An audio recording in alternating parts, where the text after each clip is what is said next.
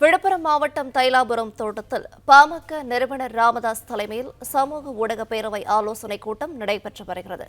விவரங்களை தருகிறார் செய்தியாளர் சையத் வடக்கம். விவரங்களை சொல்லலாம்.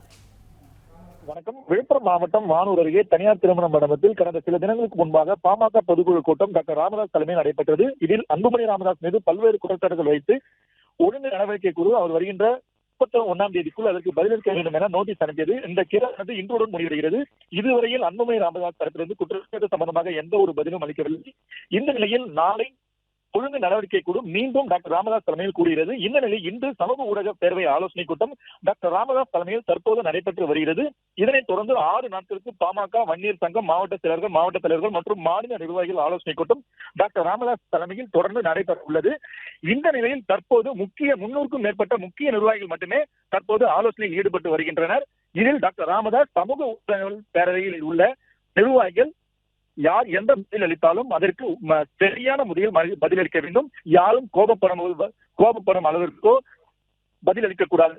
சமூக ஊடக பேரவை நிர்வாகிகள் ஊடகங்களை சரியான முறையில் கையாள வேண்டும் என தற்போது ஆலோசனையில் ஈடுபட்டு வருவதுடன் தெரிவித்து வருகிறார். பிளே ஸ்டோர் மற்றும் ஆப் ஸ்டோரில் இருந்து பாலிமர் செயலியை QR கோடு மூலம் பதிவிறக்கம் செய்யுங்கள்.